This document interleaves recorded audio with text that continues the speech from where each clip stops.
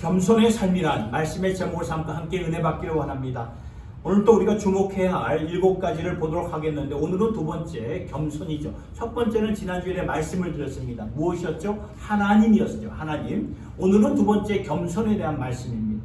본문 말씀을 우리가 보았는데요, 인간의 모습을 너무나도 정확하게 묘사해 주는 말씀이라는 것을 보게 됩니다. 시편 90편이 열리면서 하나님에 대한 말씀으로 시작이 되었죠. 지난주일에 우리가 보았던 천지를 창조하신 하나님, 영원하신 하나님, 그리고 대대의 우리의 거처가 되시는 하나님을 우리가 보았어요. 그런데 바로 연결이 되는 오늘 본문의 말씀 3절과 4절까지는 우리의 모습이 적나라하게 비춰지고 있는데 너무나 대조가 되고 있어요. 주께서 사람을 티끌로 돌아가게 하신다. 주의 목전에는 천년이 지나간 어제 같다. 여러분, 하나님은 시간 위에 계시는데 우리 인생은 시간 안에 사로잡혀 있다는 거죠. 그래서 3절과 베드로후서 3장 8절의 말씀을 보니까 하나님께서는 그 천년이 하루 같고 하루가 천년 같다고 말씀하시는데, 그런데 우리에게는 천년이 얼마나 긴 세월입니까? 천년의 10분의 1도 살지 못하는 것이 우리 인생의 연수가 아닐까요? 너무나 대조가 되죠. 5절의 말씀을 보세요. 주께서 그들을 홍수처럼 쓸어 가시나이다. 그들은 잠깐 자는 것 같으며 아침에 돋는 풀 같다. 여러분, 홍수가 쓸어 닥치면 막을 수 있는 자 누가 있을까요? 아무리 선진국이라 할지라도 홍수가 이렇게 밀어닥치면 속수무책이죠. 감당할 수가 없어요.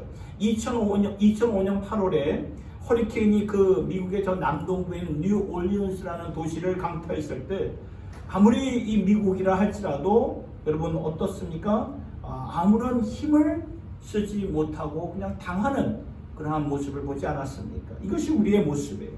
그리고 계속해서 5절의 말씀을 보니까 그들은 잠깐 자는 것 같으며 아침에 돋는 풀 같으니라. 아침에는 돋는 풀이고 피어나는 꽃이지만 저녁에는 시들고 말라버리는 모습이 우리라고 말씀해 주시고 있습니다. 그렇다면 우리가 무엇을 주목하면서 살아가야 될까요? 무엇을 주목하면서 살아갈 때 하나님이 당신의 은혜와 사랑을 베푸시면서 우리가 하는 모든 일들을 견고케 하시며 주의 영광을 보게 하시는데, 무엇을 주목하면서 살아가야 되나요? 이것이 오늘 본문에서 보고자 하는 말씀입니다. 첫 번째, 제일 첫 번째가 지난주에 말씀을 드렸듯이 하나님이라고 말씀을 드렸습니다. 창조주이신 하나님, 영원하신 하나님, 우리의 거처가 되신 하나님, 이것 하나님을 주목하면서 살 때 예배가 살게 되고 세상의 헛된 것들을 추구했던 것이 저절로 정리가 되는 것이죠. 오늘 본문 3절과 6절을 통해서 강조하시는 것은 겸손이에요. 겸손하라는 거예요. 겸손하라는. 여러분, 우리가 겸손의 자리를 모르고 겸손의 자세를 모르고 겸손한 삶으로 살지 못하면 하나님이 어찌 당신의 영광을 우리에게 나타내 주실 수가 있겠습니까? 그래서 겸손이 굉장히 중요한 거예요. 베드로전서 5장 5절의 말씀을 한번 같이 읽어보도록 하겠습니다. 시작. 하나님이 교만한 자를 대적하시되 겸손한 자들에게는 은혜를 주시니라. 뭘 주신다고요? 겸손한 자들에게 은혜를 주신다고 말씀하십니다. 하나님의 은혜는 겸손한 자에게 흐르게 되어 있습니다. 그래서 하나님이 당신의 은혜를 주셔야만이 우리가 살 수 있는 것이고, 하나님이 축복을 주셔야만이 우리가 행하는 모든 사역들이 이렇게 서게 되는데, 그 은혜와 축복은 겸손한 자들을 통해 흐르게 된다는 거예요. 이것이 신앙의 원리인데, 이 원리를 제대로 깨닫고 겸손한 삶으로 살아가는 것이 오늘 본문에서 우리에게 주시고자 하는 영적 교훈입니다. 지금으로부터 20년 전에 NBA 드래프트가 있었어요. 드래프트. NBA 하면은 미국 프로 농구를 가리키는 거죠. 프로 농구에 나오는 선수들은 베스트 중에 베스트입니다. 그러한 프로 농구 협회에서는 1년에 한 번, 매년마다 프로 농구 선수로 세워질 선수들을 미국 이 전역에 있는 여러 대학교들과 그리고 세계 여러 나라에 있는 그 선수들, 농구 선수들을 놓고 몇십 명만 뽑는데, 그 가운데 제이 윌리엄스라는 선수가 그 NBA 드래프트의 두 번째로 뽑히게 돼요. 여러분 마이클 조던 아시죠? 그 시카고 불스에서 활약을 했던 마이클 조던. 그 마이클 조던도 거기에 드래프트에서 넘버 3로 이렇게 발탁이 됐는데 이 제이 윌리엄스는 넘버 2로 발탁이 됐어요. 그러니 이 엘리트 중에 엘리트죠. 근데 이 제이 윌리엄스가 이 프로 농구에 데뷔한 다음에 얼마 있다가 그만 오토바이를 타고 가다가 사고를 당합니다. 그래가지고 그 후로부터는 더 이상 농구를 할 수가 없었는데 그가 나중에 인터뷰에서 이런 말을 합니다. 처음에 오토바이 사고가 났을 때 자기의 다리를 다친 것을 깨닫는 순간 제일 먼저 화가 막 치밀었다고 말을 해요. 이제 내 삶은 어떻게 되는 것인가? 내 미래는 어떻게 되는 것인가? 지금부터 내가 펄펄 날아야 할 판인데 이게 무슨 꼴이란 말이에요. 너무 화가 나더래요. 그러면서 계속 이렇게 치료를 받다가 부상이 심각해진다는 것을 깨닫고는 그때부터는 농구가 중요한 게 아니라 그 전까지는 농구에 대한 애착심이 있었는데 농구가 중요한 게 아니라 제발 다리만 살았으면 좋겠다. 다리만 절단하지 않았으면 좋겠다. 그런 마음으로 바뀌었던 거예요. 그런데 조금 더 지나면서 그 다친 부상이 점점 더 이렇게 악화가 되는 것을 그런 심각해지는 그런 상황을 깨닫고는 그때부터는 내 다리가 절단돼도 좋으니 내 생명만 건졌으면 좋겠다. 이게 인간이라는 거지. 이게 인간이에요.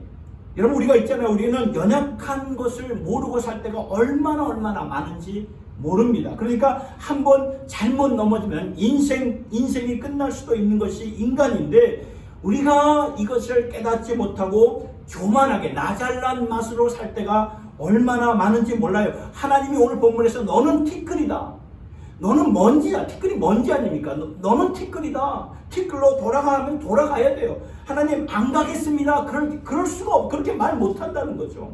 하나님께서 심판의 홍수를 허락하시면 그 홍수 앞에 살 사람이 아무도 없어요. 그런데 우리는 천년 만년 살 것처럼 착각하면서 살 때가 많다는 거죠. 여러분 우리가 하나님 앞에서 겸손하게 살지 아니하면 하나님의 은혜, 하나님의 축복, 하나님의 사랑을 받을 수가 없어요. 그렇다면 오늘 말씀을 통해서 겸손하게 산다는 것이 무엇인가를 구체적으로 그리고 실질적으로 생각해 보고 싶은 거예요. 우리가 흔히 이렇게 말하죠. 겸손하십시오. 겸손한 삶을 살아야 됩니다. 제 아이들한테도 겸손해라. 제 둘째 아이 이름이 겸손인데 그래서 홍원겸 그러는데 겸손. 여러분 이 겸손이라는 게 추상적인 것이 아니라 실제적으로 겸손한 삶이 무엇인가를 여러분들과 생각하고 싶은데요. 말씀을 깨달은 자들의 겸손한 모습이 무엇인가? 세 가지입니다.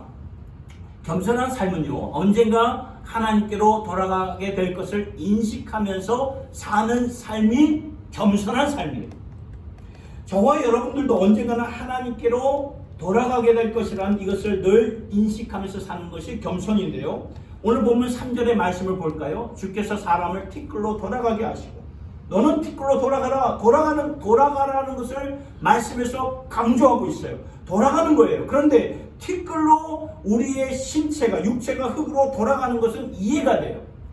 왜냐하면 창세기 2장 7절의 말씀을 보니까 이렇게 나와 있어요. 여호와 하나님이 흙으로 사람을 지으시고 생기를 그 코에 불어넣으시니 사람이 생명이 된지라.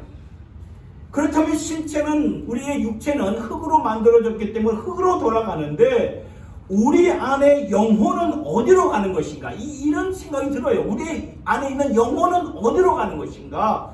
이것이 사실 모든 사람들, 모든 인류의 마음속에 가지고 있는 질문이에요. 그래서 이 질문을 가지고 오늘날 수많은 종교들이 생겨난 것인데 분명히 신체는, 육체는 흙으로 왔다 흙으로 돌아갑니다. 그러나 하나님께서 저 말씀을 보니까 당신의 생기를 우리의 코에 불어넣으셔서 우리에게 생명을 주셨다면 이것은 어디로 가는 것일까요?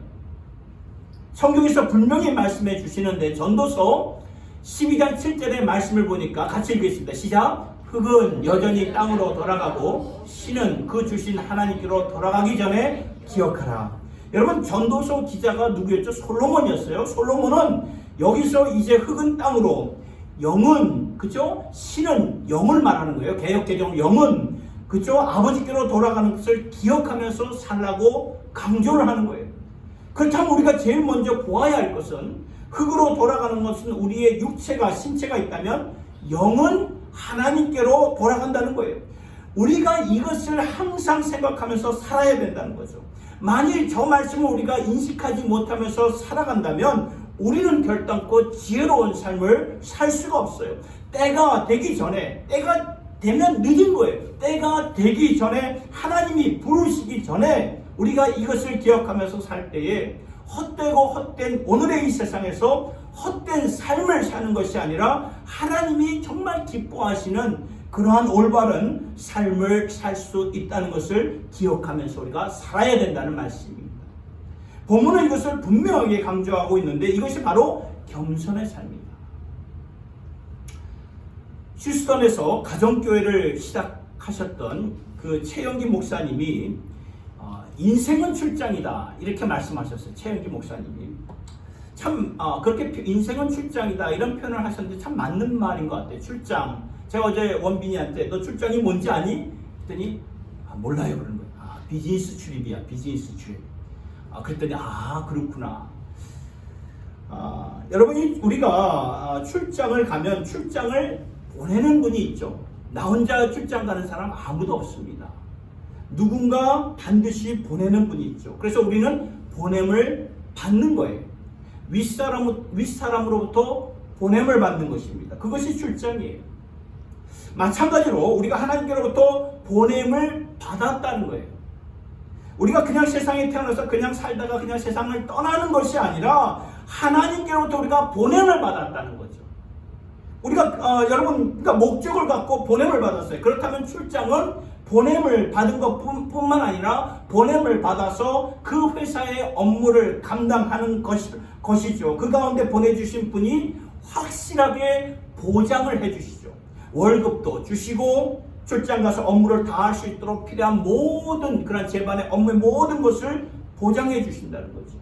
이와 마찬가지로 하나님께서 우리가 이 세상에 사는 동안 무엇을 보장해 주셨습니까? 해를 주시고 달을 주시고 별을 주시고 공기를 주시고 물을 주시고 우리에게 은혜도 주시고 우리에게 필요한 당신의 은사도 주셔서 우리의 업무를 다 이룰 수 있도록 보장을 해 주시지만 그런데 언젠가는 나를 보내신 분에게 돌아가서 우리가 뭐를 해야 됩니까? 보고를 해야 된다는 거예요. 보고를 해야 됩니다.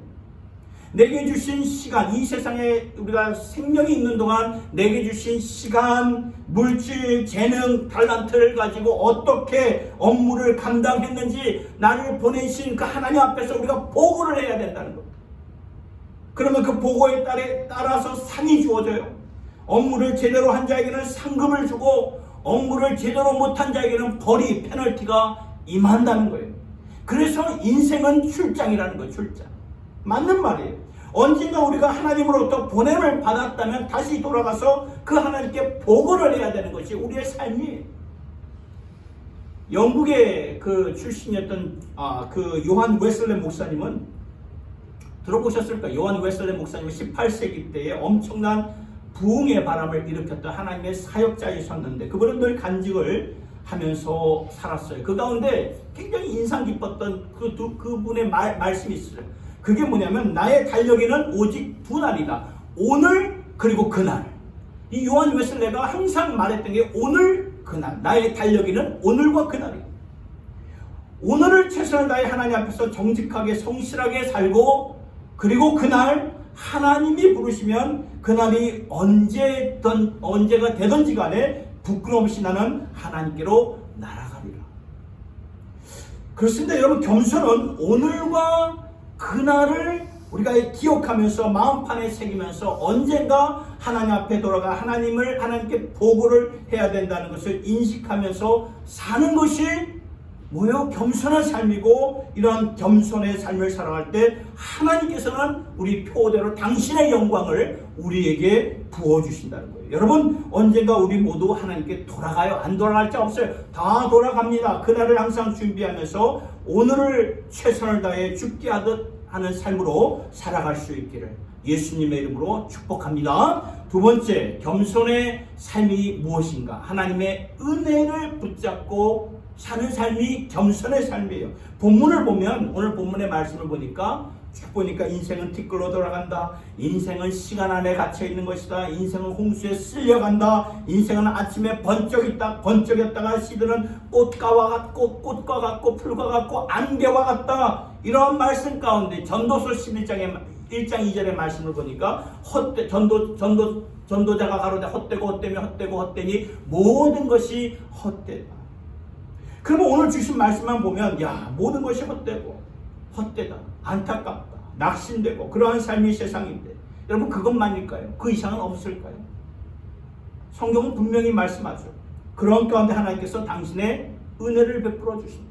사실 우리의 모습을 보면 연약함이 그지없고 비천한 우리의 모습이 아닙니까? 그러나 그러한 가운데 하나님께서 은혜를 주신다고 말씀을 하세요. 그 말씀이 시편 103편 13절에서 17절까지의 말씀인데 이 시편은 다윗이 쓴 시편이에요.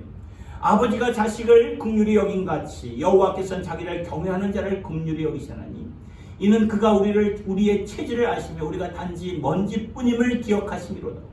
인생은 그날이 풀과 같으며 그 영화가 들의 꽃과 같도다. 그것은 바람이 지나가면 없어지나니 그 있던 자리도 다시 알지 못하거니와 여호와의 인자하심은 자기를 경외하는 자에게 영원부터 영원까지 이르며 그의 의는 자손의 자손에게 이르니라. 여러분 그러니까 이 시편은 여러분 모세가 오늘 시편 우리가 본문에 말씀 시편 90편은 모세의 시편이에요. 그러니까 지금 이 다윗의 시편 103편은 다윗의 시편인데 모세가 훨씬 전에 시편을 쓴 거고 그 후에 성령의 영감을 받아서 다윗이 이 시편을 썼는데요. 오늘 본문의 말씀에서도 그대로 나오지요. 인생은 풀과 같으며 그 영화가 들의 꽃과 같다. 바람이 지나가면 없어진다. 그 있던 자리도 다시 알지 못한다. 이것이 세상이다. 그런데 여기 하나님의 인자하심이 있다. 그래서 하나님을 경외하는 자에게 영원부터 영원까지 이르며 그분의 의는 하나님을 경외하는 자손들에게 당신의 인자하심이 임한다고 말씀은 분명히 증거하고 있어요. 조금 전에 보았던 말씀을 보아도 우리가 14절의 말씀 보세요. 이는 그가 우리의 체질을 알고 우리가 단지 먼지일 뿐이다. 우리는 먼지일 뿐이다. 우리의 체질은 먼지로 돌아가는 것이다. 티끌로 돌아가는 것이다. 오늘 본문의 시편 90편의 말씀과 같은 맥락인데 오늘 이 시편 103편의 말씀을 보니까 13절의 말씀을 보니까 아버지가 자식을 긍휼히 여긴 같이 그렇죠? 여호와께서는 자기를 경외하는 자를 긍휼히 여기신다. 여러분 먼지 같은 인생에 먼저 하나님의 긍휼하심이 있다는 거죠. 풀처럼 아침에 번쩍였다가 나중에 시들어지는 그러한 결론에도 하나님 아버지의 인자하심이 있다는 것을 볼 때 우리 하나님이 이렇게 우리를 보호해 주시는구나. 우리를 이렇게 감찰해 주시는구나. 그러니까 여러분 이 세상은 정말 그래요. 불교의 사상도 어떻습니까? 세상의 모든 것이 헛되다. 돌아가는 것이다. 다 비워라. 불교의 사상이 그거예요. 그런데 하나님께서 이러한 세상에 아버지의 긍휼하심과 인자하심으로 이것을 포용해 주시는 것이에요. 여기에 소망이 있는 것이 아닙니까? 여기에 소망이 있어요. 그러니까 겸손의 의미는 무엇입니까? 그냥 나는 먼지고 나는 그냥 지나가고 그냥 시들어지는 그런 풀이고 꽃이다 하면서 그냥 수동적으로 있는 것이 아니라 그런 겸손함이 아니라 그 위에 하나님의 인자하심과 긍휼하심으로 우리를 그 하나님의 인자하심과 긍휼하심을 우리가 붙잡으면서 사는 것이 겸손이라는 거죠. 베드로 후서 3장 8절의 말씀을 보니까 이렇게 적혀있죠. 사랑하는 자들아 주께는 하루가 천년 같고 천년이 하루 같다는 이 한 가지를 잊지 말라. 왜 주님이 약속하신 것을 이렇게 지연하시는 거예요? 딜레이 하시는 것일까요? 그 이유는 무엇일까요? 한 사람이라도 회개하며 멸망받지 않고 영생을 얻게 하기 위해서 하나님이 기다리시는 거예요. 여러분 언젠가 하나님이 이 세상을 반드시 심판합니다. 심판할 수밖에 없는 세상에 홍수처럼 다 밀려가지고 그냥 쓸어버리는 가운데 있는 우리지만 그러나 그 가운데서도 한 사람이라도 구원하시려는 하나님 아버지의 긍휼하심과 살리시려는 그 하나님의 사랑이 이것을 깨달으면서 살 수 있는 자가 하나님의 지혜를 누리면서 사는 자라고 말씀하십니다. 여러분 이것은 마치 탕자와 같은 삶의 탕자. 누가복음 내 말씀 보면 탕자가 이렇게 나오는데, 탕자가 있잖아요. 완전히 방탕하면서 살다가 나중에 정신을 차리고 아버지께로 돌아오지 않습니까? 돌아왔을 때 완전히 빈털터리가 되면서 거지로 이제 되어서 돌아오죠. 마음도 가난해졌어요. 그래가지고 이 아들이 아버지께 말을 하죠. 아버지, 저를 아들로 이제는 칭하지 마시고 하인으로만 좀 받아주세요. 그랬을 때 아버지가 돌아온 아들을 어떻게 합니까? 하인으로만 받아줬습니까? 아니죠. 아버지는 그 돌아온 아들을 얼싸안고 키스해 주시고 가락지를 껴주시고 새 신발을 신겨주시고 옷을 입혀주시고 큰 잔치를 베풀어 주시면서 내 아들이 돌아왔다, 내 아들이 돌아왔다 하면서 아버지의 그 의로우심, 아버지의 의로 결론을 끝을 맺는 것을 보면서 탕자의 스토리가 그냥 겸손함, 낮아짐으로 끝나는 것이 아니라 아버지께서 부어주시는 은혜로 끝을 맺는 것을 보게 돼요. 그러니까 우리의 겸손과 하나님 아버지의 은혜가 같이 만나는 것이구나, 이것을 우리가 보게 되는 거죠. 그래서 겸손하게 산다는 것은 오늘 말씀 가운데 하나님의 말씀을, 은혜를 붙잡고 그 은혜의 소망을 두면서 사는 것이 겸손의 삶이라는 거예요. 이러한 우리의 겸손과 아버지의 은혜가 충만한 삶으로 살아갈 수 있기를 예수님의 이름으로 축복합니다. 세 번째, 겸손한 삶이 무엇입니까? 하나님의 말씀으로 사는 삶이 겸손의 삶이에요. 오늘 본문을 보면 질문이 생겨요. 말씀을 보니까 티끌로 돌아가고 홍수에 밀려서 없어지고 그냥 아침에 번쩍였다가 나중에 시들어버리고 다 뭐예요? 일시적이죠. 일시적이에요. 그렇다면 이 세상에 남는 것은 무엇일까요? 전도서 3장 11절에 하나님께서는 우리 안에 무슨 마음을 주셨다고 말하죠? 영원을 사모하는 마음을 주셨는데 이 영혼이 어디에 있으며 이 영혼의 가치가 어디에 있는 것일까요?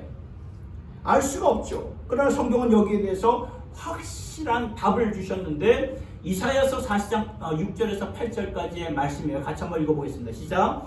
말하는 자의 소리여 이르되 외치라. 대답하되 내가 무엇이라 외치리이까 하니 이르되 모든 육체는 풀이요 그의 모든 아름다운 들의 꽃과 같으니 풀은 마르고 꽃은 시듬은 여호와의 기운이 그 위에 붙이라. 이 백성은 실로 풀이로다. 풀은 마르고 꽃은 시드나 우리 하나님의 말씀은 영원히 서리라. 아멘. 풀은 마르고 꽃은 시드나 모든 것이 지나간다. 그런데 여호와의 말씀은 어떻게 하다고요? 영원하다는 거예요. forever, 영원하다는 거예요. 그러니까 우리가 지나가는 세상에서 언젠가는 우리 모두 다 없어질 것이지만 하나님께서 모든 것이 없어질 세상에 영원을 사모하는 마음을 전도서의 말씀을 통해서 주셨는데 그 마음을 어디에서 만족을 시키는가 하면은 하나님의 말씀에서, 그 말씀에서 만족을 시켜 주신다는 말씀뿐이라는 거예요. 다른 거 없어요.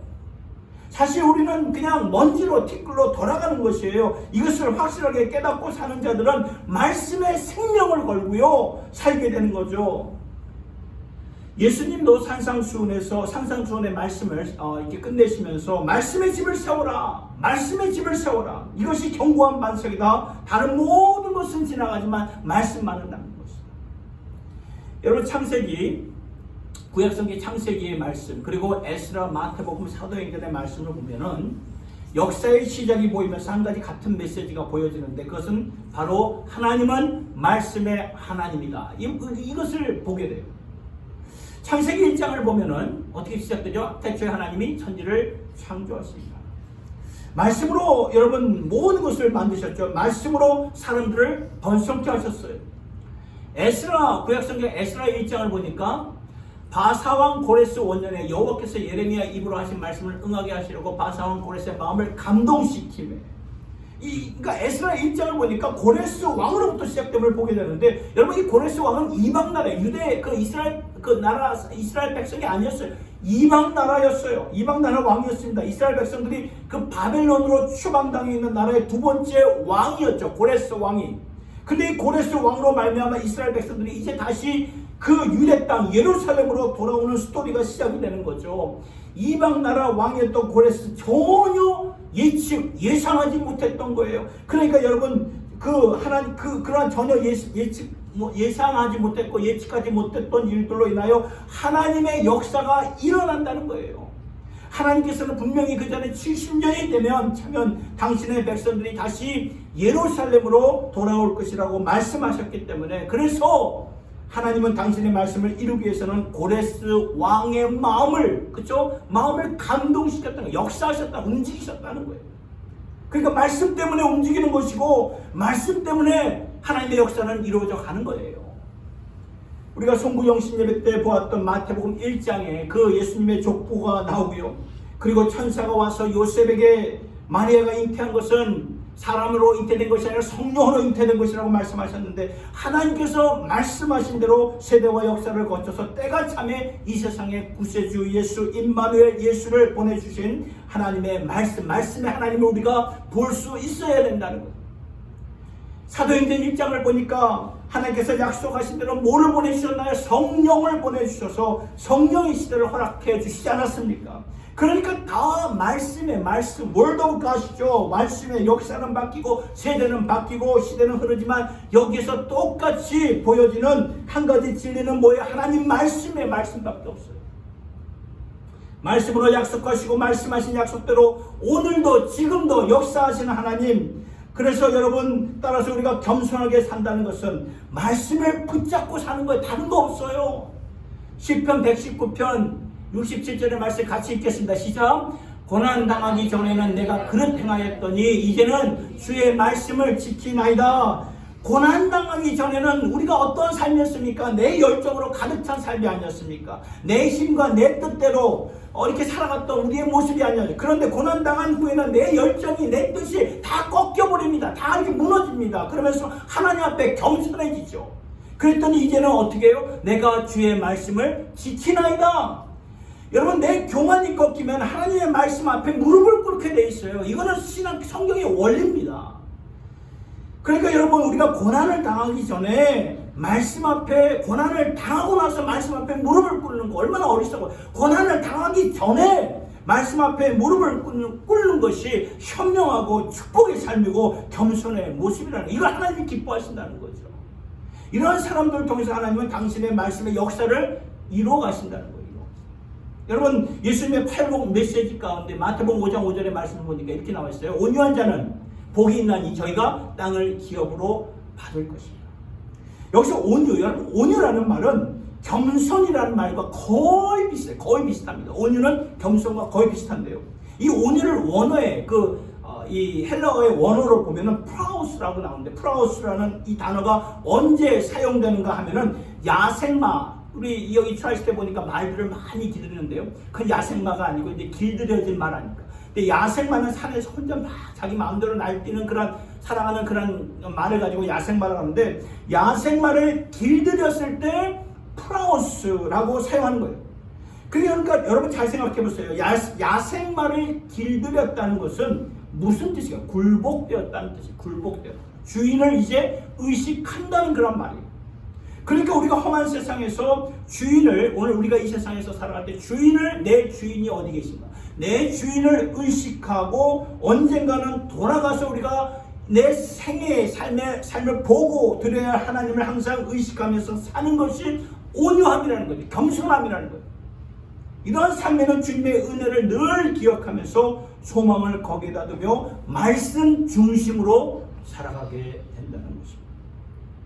사랑하는 성도 여러분, 하나님의 지시 무엇입니까? 말씀대로 살아가는 것.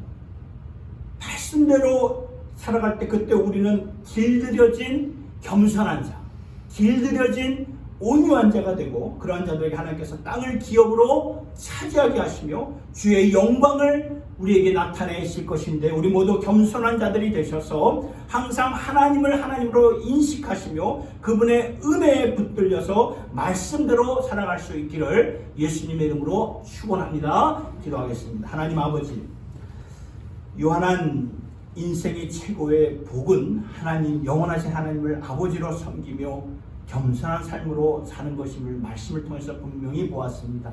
언젠가 저희들 하나님께로 돌아간다는 것을 늘 인식하면서 살게 하여 주시고, 항상 나의 나된 것이 하나님의 은혜였음을 바라보면서 창자된 우리를 당신의 은혜로 인도하여 주셔서 당신의 자녀 삼아 주신 것 감사드리면서 늘 하나님의 은혜에 붙잡고 그 은혜 충만하면서 살게 하여 주시옵소서. 그리고 말씀뿐이라는 것, 말씀 중심으로 사는 겸손한 삶이 되기를 원합니다. 풀은 마르고 꽃은 시들고 모든 것은 지나가지만 여호와의 말씀만큼은 영원하다는 것을 항상 우리의 가슴판에 새기면서 저희들 겸손한 삶, 겸손의 영으로 붙들려 주시옵소서. 예수님의 이름으로 기도드리옵나이다.